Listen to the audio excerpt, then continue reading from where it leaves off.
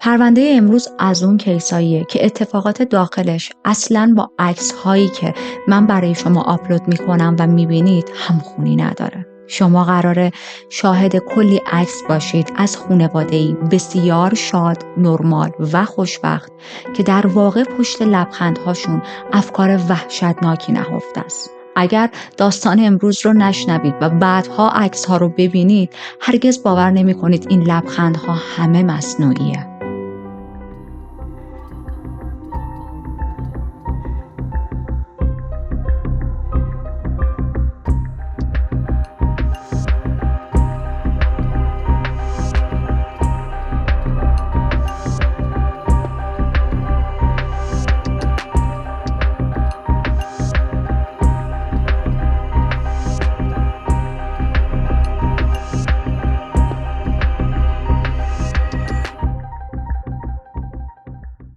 کیس امروزمون در ایتالیا جریان داره، اما قبل از اینکه بریم و ادامه داستان رو بشنویم، دعوتتون میکنم اگر ترو کرایم دوست دارید همین الان سابسکرایب کنید و یادتون باشه لایک بذارید. شاید اواسط ویدیو سرگرم دیدن شید و فراموش کنید به لایک کردن. بریم به منطقه بسیار کوچیک اطراف میلان به نام گست. میخوایم با یک خانواده آشنا شیم. پدر خانواده به نام ماریو برسی و همسرش دانیلا. ماریو برای یک شرکت خیلی کوچیک کار میکرد. سمت خیلی آنچنانی هم نداشت، یک کارمند ساده‌ای بود. این شرکت انبارهای مختلف به مشتریها اجاره میداد، به حالا شرکت‌ها و کمپانی‌های بزرگتری که به فضایی به عنوان انبار نیاز داشتن. اما دانیلا وضعیت مالی و شغلش فرق داشت. دانیلا مهندسی زیست پزشکی داشت ولی رشته تحصیلیش رو برای درآمدزایی ادامه نمیده. الان دانیلا مدیریت یک باشگاه ورزشی رو به عهده داره. خیلی سمت بالاییه، حقوق خوبی میگیره. این زوج سال 2003 با هم ازدواج میکنن. من خیلی تحقیق کردم که بتونم داستان قبل از ازدواجشون رو پیدا کنم، اما توی هیچ منابعی ذکر نکرده بودن. پس ما هم یک داستانی نداریم که این زوج بک‌گراندشون چی بوده، کودکیشون چی بوده و چطور با هم آشنا شدن. فقط میدونیم که سال 2003 ازدواج کردن و توی سال 2008 صاحب فرزند شدن. در حالی که منتظر یه دونه بچه بودن، دانیلا میفهمه که دو قلو بار داره، یک دختر و یک پسر به نام النا و دیگو. دوستا، همسایه‌ها، فامیل، همکارها، تمام اطرافیان اونا رو خانواده‌ای بسیار عالی میدونستن. یک خانواده نمونه. از این خانواده هایی که وقتی یه نفر میگه دلم میخواد تشکیل خانواده بدم، خانواده دانیلا و ماریو رو به عنوان مثال بیان میکرد. مادر و پدری موفق که هر دو شاغلن، درآمد خودشون رو دارن، اما عاشقانه بچه هاشون رو میپرستن. تمام وقتشون رو برای تربیت بچه هاشون میذارن. لحظه ای رو دریغ نمی کنن که محبت و عشق به بچه هاشون بدن. اصلا این زمان سپری کردن با بچه هاشون جزو قوانین بینشون بود، جزو قوانین اون خونه بود. میگفتن مهم نیست ما چقدر سمت کاریمون بالا باشه، چقدر با کارمون با شغلمون درگیر باشیم، همیشه باید اولویتمون بچه هامون باشن. یه چیز مشترکی که بین تمام این 4 نفر خیلی ساده و راحت دیده میشد این بود که هر 4 تاشون عاشق انواع و اقسام ورزش ها بودن. هر موقع شما این خانواده رو میدیدین توی اوقات فراغت مشغول به انجام یه ورزشی بودن. حالا رفته بودن دم ساحل داشتن مشت سواری میکردن، یا میرفتن کوهنوردی، یا میرفتن پیاده روی، یا دوچرخه سواری. سوای علاقه شخصی دانیلا و ماریو به ورزش که خب از این طریق به بچه هاشون همین عشق به ورزش رو منتقل کرده بودن، شغل دانیلا هم یکی دیگه از دلایلی بود که بچه ها خیلی ورزش رو بیشتر ادامه میدادن و بخش مهم و جدا نشدنی توی زندگیشون بود.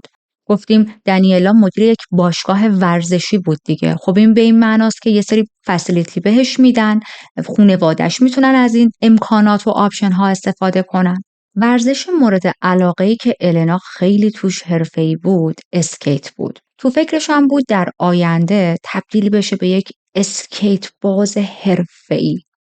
و دیگو عاشق فوتبال بود. اتفاقا توی فوتبال هم خیلی خوب بود. چندین و چند بار جایزه برده بود.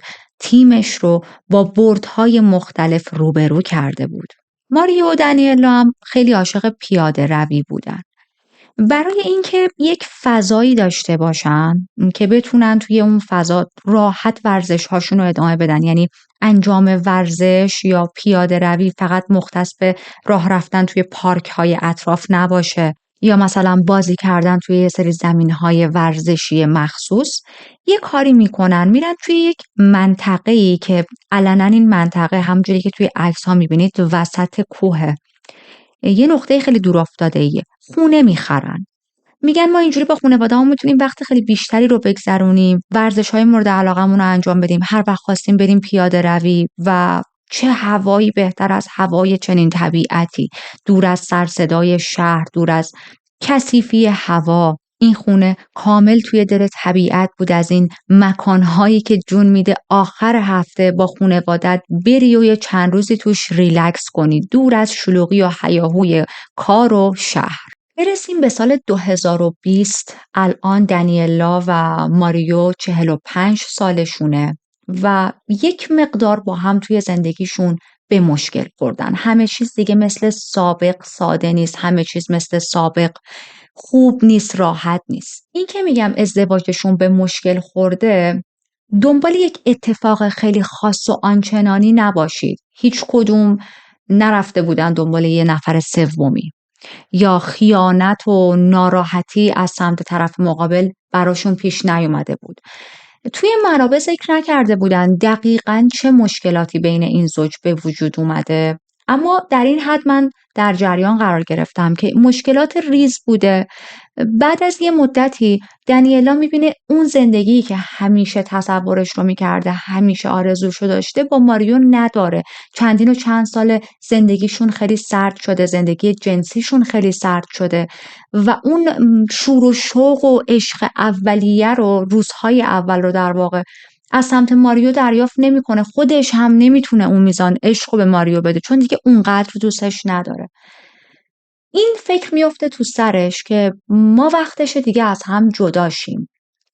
خب الان بچه‌هاشون هم دیگه بزرگ شدن، کوچیک نیستن، کودک مثلا حالا خردسال نیستن، تا حد زیادی میتونن با پروسه جدایی و طلاق کنار بیان و نیازی هم نیست پروسه طلاق سفت و سختی داشته باشن و خودشون یا بچه‌ها رو اذیت کنن. میتونن در کنار این زندگی جدا از هم عشق و محبت و کیر هم به بچه‌هاشون بدن. دنیلا این موضوع رو با ماریو مطرح میکنه. ماریو میگه بیا بریم از مشاور کمک بگیریم. این کارو هم میکنن. دنیلا قبول میکنه. میرن به مشاور مراجعه میکنن، چندین و چند جلسه تراپی برمیدارن، اما جلسات مشاوره هم فایده ای نداشت. کمک نمیکنه. اون احساسات بین این دو نفر، اون مشکلات کوچیک، اینا هیچ کدوم از بین نمیره، تغییری توش به وجود نمیاد. پس در نهایت دنیلا تصمیمش رو سفت و سخت میگیره. میگه واقعا وقتشه که ما از هم جدا شیم ماریو. من اینجا یک نکته مهمی رو بهتون بگم. ماریو نه مرد خشنیه و نه تا به حال سابقه جنایی داشته. یعنی این آدم انقدر ریلکسه، انقدر آدم نرمالیه، انقدر رفتارش به دور از هر گونه خشونته که حتی بابت پرداخت نکردن یه تیکت پارکینگ هم تا به حال نرفته اداره پلیس. شما میزان چیل بودن این آدم رو در نظر بگیرید. درسته که چندین و چند بار با دنیلا بینشون بحث پیش اومده، اما این بحث ها حتی در حدی نبوده که خیلی صداشون بره بالا، یعنی یه بگو مگوی ساده ای که واقعا بین تمام آدم ها پیش میاد.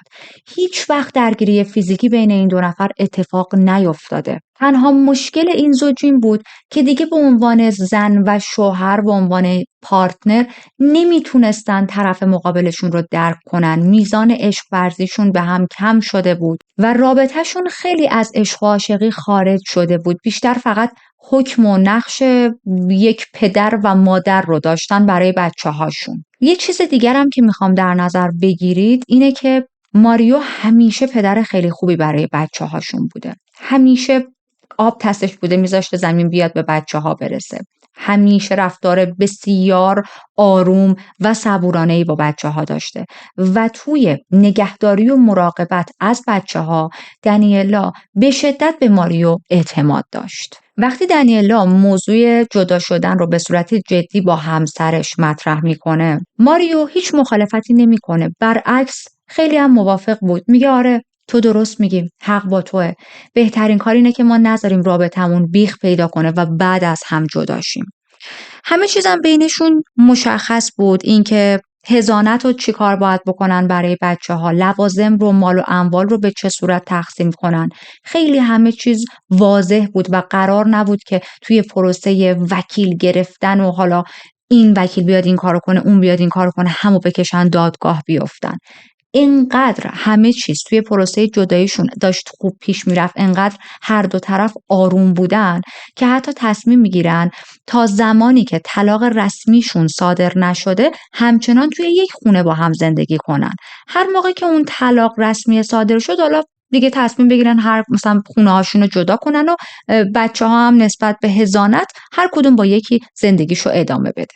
چیزی که دانیلا اصلا نمیتونست بهش شک کنه، اصلا نمیتونست بهش فکر کنه، این بودش که ماریو تحت اون ظاهر آروم و کول و چیلی که داشت نشون میداد، آره عزیزم بهترین راه همین جدا شدنه، تو درست میگی، آره ما باید مسیرمون رو از هم جدا کنیم، یک نفرت عمیقی نهفته بود.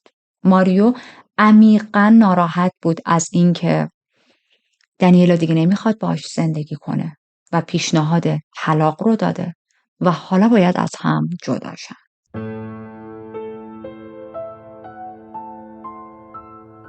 برسیم به ماه جون سال 2020. اگه خاطرتون باشه سال 2020 کووید اومد و خیلی آدم ها مجبور شدن که توی خونه ها قرنطینه شن. رفت و آمد توی شهرهای بزرگ خیلی کم شد و خیلی ها خونه نشین شدن برای چندین ماه. این اتفاق که میفته ماریو و دانیلا تصمیم میگیرن که یه ذره از اون محیط و فضای ترسناکی که وای همش ماسک بزن، وای این ویروس این کارو میکنه اون کارو میکنه، وای دستاتو بشور دستاتو سانیتایز کن، جداشن و یه سفر چند روزه برن. کجا؟ همون کلبه‌ای که چند سال پیش گرفته بودن، خریده بودن، اونجا رو یه مکانی کرده بودن برای لذت بردن اکتیویتی های ورزشیشون، چون اون کلبه هم خیلی نزدیک کوه بود، هم نزدیک جنگل بود، هم نزدیک ساحل بود، یعنی قشنگ تمام فعالیت‌های ورزشی رو میتونستن داشته باشن. این تصمیم رو با بچه‌ها هم در میون میذارن، بچه‌ها هم خیلی استقبال میکنن. قرار بودش که 4 تایی با هم برن و چندین روز رو فارغ از تمام این هیاهوی کووید و کرونا و این حرفا بگذرونن.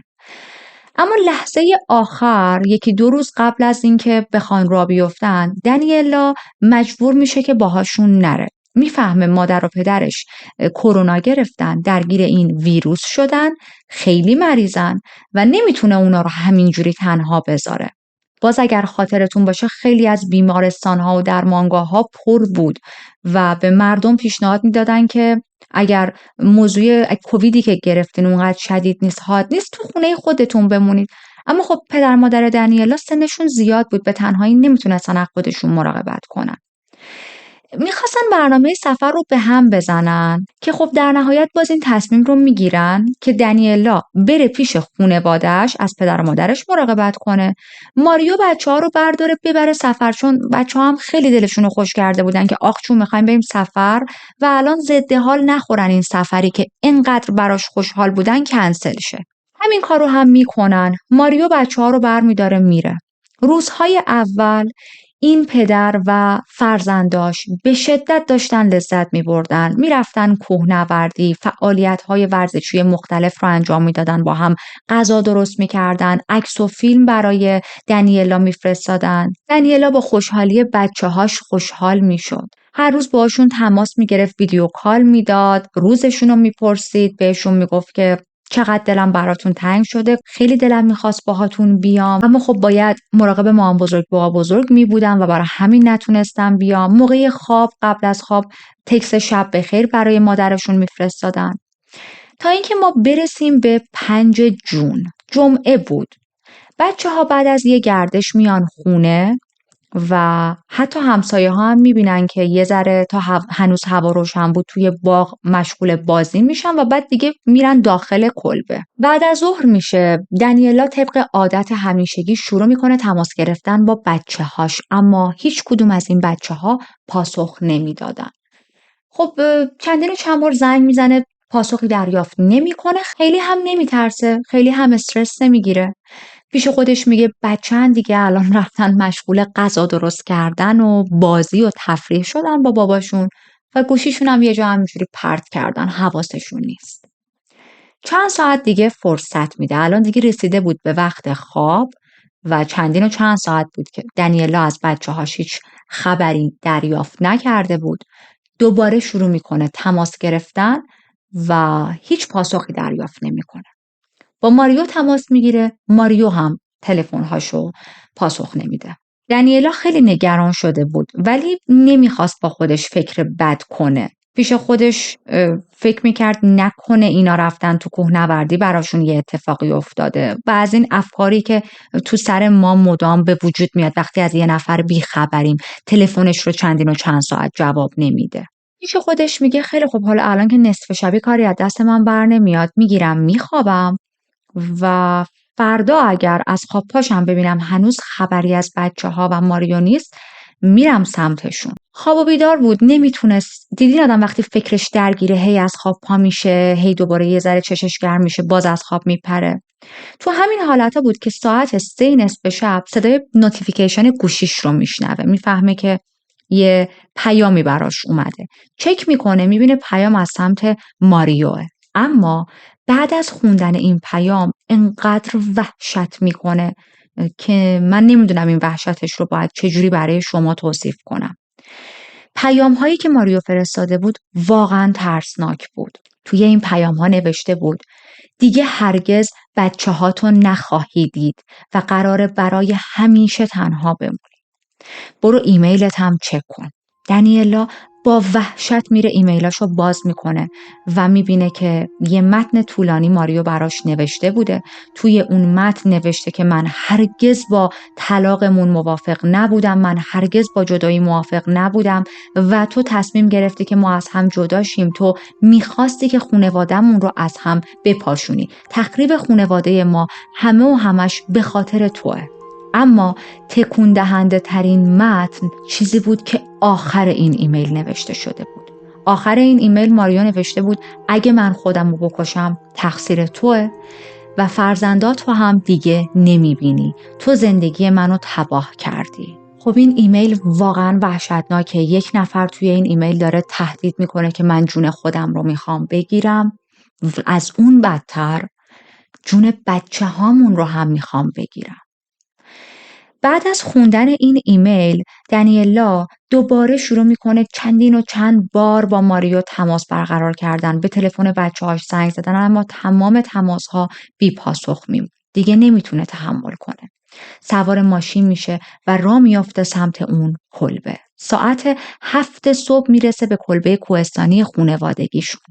به امید اینکه ببینه چی شده، داستان چیه، بتونه ماریو رو آروم کنه، بتونه موضوع رو براش خیلی راحت تر توضیح بده و حداقل از بچه‌ها محافظت کنه. اما خبر نداشت که الان خیلی دیر شده و یک صحنه وحشتناک جلوی چشماشه.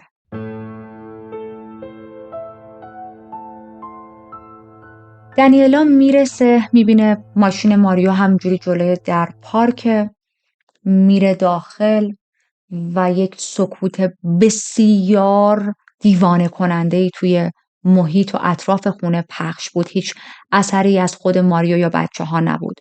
وحشت زده اسم بچه‌ها رو صدا میکنه، اسمشون رو فریاد میزد، اما هیچ کس پاسخی نمیداد به این فریادهای دنیلا. میره وارد اتاق خواب میشه، اتاق خواب مشترکشون با ماریو، و میبینه النا و دیگوی 12 ساله توی تخت مشترکشون بدون اینکه تکون بخورن دراز کشیدن. مشخص بود که اونا خواب نیستن، مشخص بود که اونا جونشون رو از دست دادن. دنیلا شروع میکنه فریاد زدن. چندین و چند دقیقه نان استاپ جیغ میزد، فریاد میزد. بچه‌هاشو تکون میداد، اما خب بچه‌ها جونشون رو از دست داده بودن و قرار نبود زنده شن. انقدر این جیغ و فریادهای دنیلا صداش بلند بود و زیاد بود که توی اون فضای کوهستانی مانند میپیچه. یکی از همسایه‌ها، نزدیکترین کلبه‌ای که به کلبه اینا بود، صدای این جیغ‌ها رو میشنوه، به سرعت میاد و اون هم تعجب میکنه. میبینه دنیلا بچه‌هاشو بغل کرده داره گریه میکنه و فریاد میزنه. بلافاصله با تیم پلیس و اورژانس تماس میگیرن. تیم اورژانس میاد و متاسفانه مرگ 100% النا و دیگو رو تایید میکنن. دنیلا خیلی حالش بد بود، اما الان مجبور بود تمام اطلاعات رو به نیروی پلیس بده. همه چیز رو تعریف میکنه، میگه همه چیز بین ما خیلی خوب بود و ما توی پروسه طلاق بودیم. همسر من هیچ مشکلی با جدا شدنمون نداشت، خیلی موافق بود. از اطرافیانمون بپرسید تا اینکه من امروز صبح ساعت 3 شب چنین پیام و چنین ایمیلی رو ازش دریافت میکنم. این پیام ها و ایمیل ها رو نشون نیروی پلیس میده و خب الان فقط و فقط یک مظنون توی این پرونده وجود داره. چه کسی بچه‌ها رو به قتل رسونده؟ خب طبیعتاً ماریو دیگه. اما هیچ اثری از ماریو توی خونه نبود. ماشینش هم که همون جوری اونجا رها شده بود. برای همین نیروهای پلیس حکم صادر میکنن که بقیه پلیس ها بگردن و توی اون مناطق ببینن ماریو رو میتونن پیدا کنن یا نه، چون طبیعتاً نمیتونست خیلی دور شه. 3 هفته میگذره. بعد از 3 هفته هنوز ماریو پیدا نشده بود. خیلی برای همه عجیب بودش که این آدم کجا میتونه رفته باشه. این آدمی که ماشین هم نداره، ماشینش هم همینجوری ول کرده بوده، مگه چقدر میتونه دور شه؟ عکسش هم که همه جا پخش شده، هیچ کسی این آدم رو ندیده بود. و چون قتلی که انجام داده بود قتل 2 کودک بود، ما میدونیم قاتل کودکان بسیار منفورن توی جوامع و این به این معناست که آدم‌ها خیلی بیشتر دوست دارن با نیروی پلیس همکاری کنن و به هر دلیلی اگر قاتل رو میبینن، چه به خاطر دریافت جایزه چه بدون هیچ جایزه‌ای، به پلیس محل اختفا یا رد شدن عبور و مرور اون شخص قاتل رو لو بدن. هیچ کسی به پلیس هیچ گزارشی از ماریو نداده بود. پس ماریو کجاست؟ چند نفر از خبرنگارهایی که لوکال بودن، محلی بودن، یه نظریه‌ای میدن که این نظریه رو هم پلیس فالو میکنه. یه پلی وجود داشت توی اون منطقه به اسم پل ویکتوریا که این پل با اینکه ویوی خیلی قشنگی داشت، یه بدنامی هم داشت. این پل به پل خودکشی توی اون منطقه معروف بود. خیلی ها زمانی که میخواستن جون خودشون رو بگیرن، میرفتن از روی اون پل میپریدن پایین و خفه میشدن و میمردن. خبرنگارا این پیشنهاد رو میدن، میگن شاید ماریو جون خودش رو بر اثر پریدن از این پل گرفته، چون توی ایمیل ها و اینا هم تهدید کرده بود، به دنیلا گفته بود که اگر من بمیرم تو مقصری و این حرفا. نیروی پلیس هم میبینه 3 هفته هیچ خبری از این آدم نداره. اوکی، حالا میره یه تحقیق میکنه دیگه. تحقیقاتش رو میبره جلو، میره اطراف اون پل، پایین اون پل رو شروع میکنه گشتن و میبینه که بله، بعد از چند ساعت گشتن یک جسد پیدا میکنه. جسد متعلق به کی بود؟ جسد متعلق به ماریوی 45 ساله بود. ماریو اول بچه‌ها رو کشته بوده و بعد رفته بوده از اون پل خودش رو پرت کرده بوده پایین. اما وقتی ساعت این اتفاق، ساعت مرگ رو داشتن تخمین می‌زدن، یه چیزی میفهمن ماریو قبل از اینکه خودش رو از روی پل بندازه پایین، یه پستی توی اینستاگرام آپلود میکنه. یه عکسیه که با 2 بچه‌هاشه و این آخرین سلفیه که توی پروفایل این آدم آپلود میشه. توی متن این عکس نوشته با بچه‌هام همیشه با هم. برای من واقعا خیلی تکون دهنده بود اینکه پروفایل اینستاگرام این آدم رو باز کردم و دیدم که یه عالمه عکس توی پروفایلش هست. عکس هایی که من هم توی این پرونده براتون دارم آپلود میکنم. آدم های خوشحال، یک مردی که توی تمام عکس ها لبخند روی لبشه. بچه هایی که دارن از زندگیشون به نحو کامل، به نحو پرفکت لذت میبرن، تمام فسیلیتی ها رو دارن قشنگ کودکی میکنن دیگه. یک کودک، یک فرزند از زندگیش با خانواده‌اش چی میخواد؟ ورزش، شادی، خنده، آرامش، امنیت، آسایش. و این عکس آپلود شده. بعد از این عکس این آدم گوشیشو پرت کرده اونور، خودشو از پل انداخته پایین. چند ساعت قبل از اینکه این عکس رو آپلود کنه جون بچه‌هاش رو گرفته. خیلی واقعا عجیبه، آدم نمیتونه درک کنه.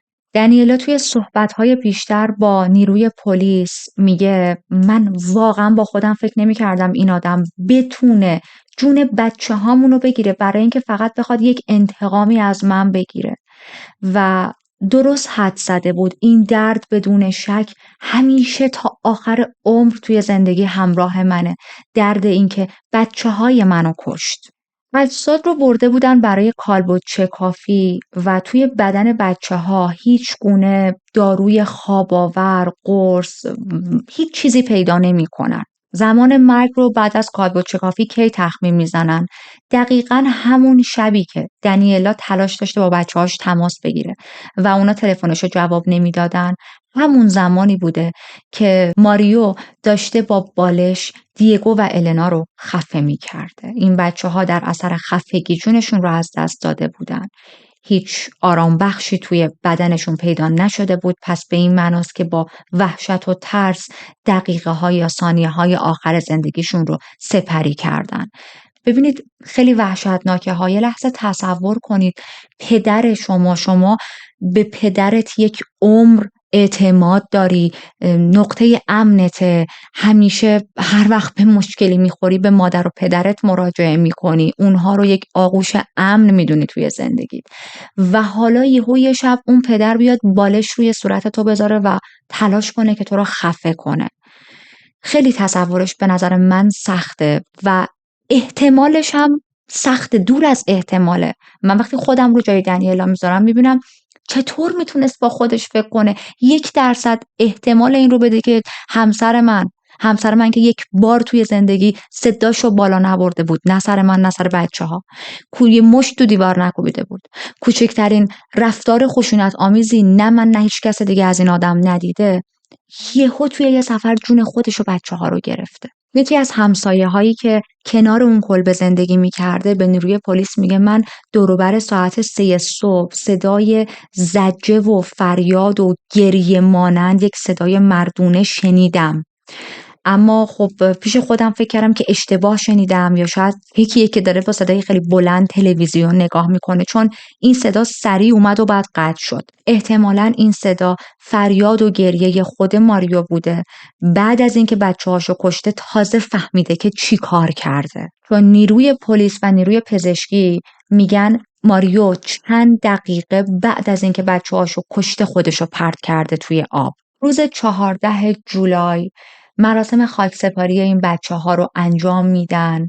انقدر مرگ این دوتا کودک ناراحت کننده بود برای تمام اهالی، برای حتی افرادی که توی شهرهای اطراف بودن و این متن رو خوندن، این خبر رو خوندن، که خیلی ها، صدها نفر، هزاران نفر وارد مراسم ختم این کودک ها میشن فقط برای اینکه شاید بتونن مقداری درد و ناراحتی دنیلا رو کم کنن. اما اگر که کودک داشته باشید، اگر که عزیزی داشته باشید توی زندگیتون، میدونید که میلیون ها نفر کل دنیا هم اگر توی مراسمی شرکت کنن از درد و رنج آدم کم نمیشه. شما عزیز و عزیزانت رو در واقع 2 بچه داشته، برای همیشه از دست دادی و این تیکه های پازل توی زندگیت همیشه گم شده باقی میمونه. توی این مراسم دنیلا یه متنی میخونه برای بچه‌هاش. این متن رو در وصف بچه‌هاش نوشته بود. من خلاصه متنش رو براتون میخونم. میگه که تا زمانی که زنده‌ام اسم آدم‌هایی رو بشنوم که هم اسم شمان، هم اسم النا، هم اسم دیگو، هیجان زده میشم، خوشحال میشم، تپش قلب میگیرم و اشک توی چشم جمع میشه. میدونم که این خشونت و بی‌عدالتی که روی شما انجام شده هرگز پیروز نخواهد شد. دلم خیلی براتون تنگ میشه. هنوزم نمیتونم باور کنم که دیگه کنارم ندارمتون، نمیتونم بغلتون کنم، نمیتونم بو بکشمتون، نمیتونم صداتون رو بشنوم.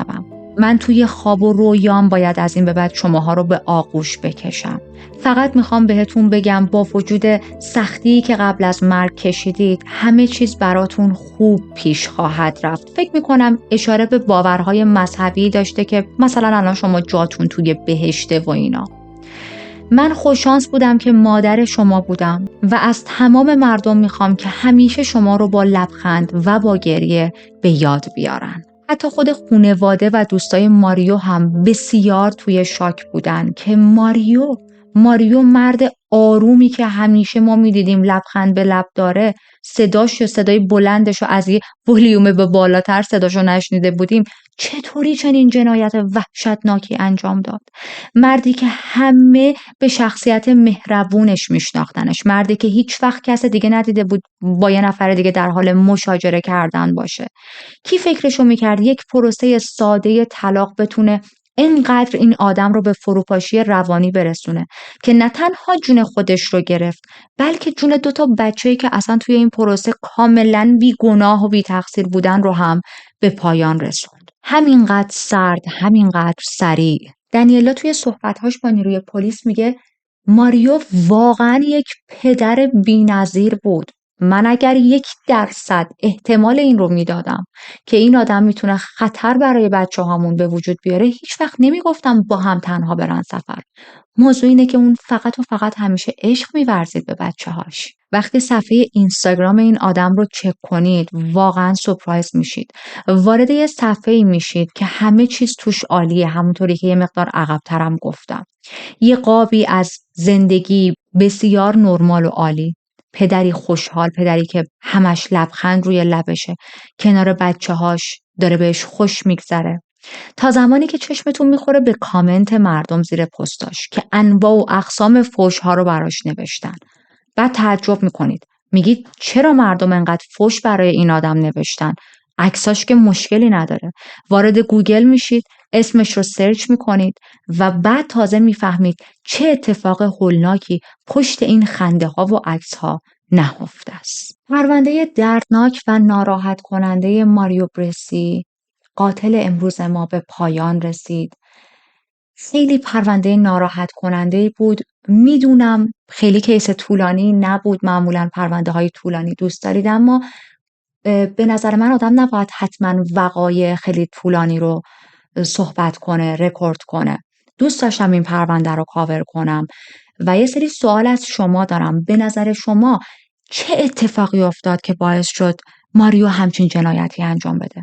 با وجود این خصوصیات رفتاری و اخلاقی که از ماریو تعریف کردیم، چی میشه که یک آدم در حالی که خیلی داره ظاهر راحت، اوکی، کول، من با پروسه طلاق اوکی هم رو به خودش میگیره، بعد یهو بیاد چنین جنایتی انجام بده؟ چه اتفاقی تو ذهن آدمو میفته که به چنین فروپاشی روانی میرسن؟ چرا اصلا باید یک طلاق ساده، یک جدایی ساده گاهی برای آدم‌ها اینقدر همراه با عذاب و درد باشه؟ چرا بعضی وقت آدم‌ها دوست دارن طرف مقابلشون رو، پارتنرشون رو که یک عمری باهاش زندگی کردن، مثلا والد بچه‌شونه، برای جدایی اینقدر اذیت کنن؟ ما نمونه های مشابهش رو توی فرهنگ خودمون هم خیلی زیاد دیدیم. من چشمم میخوره خیلی از بیشتر مردهایی که برای پروسه جدایی پارتنرشون رو خیلی اذیت میکنن، حالا با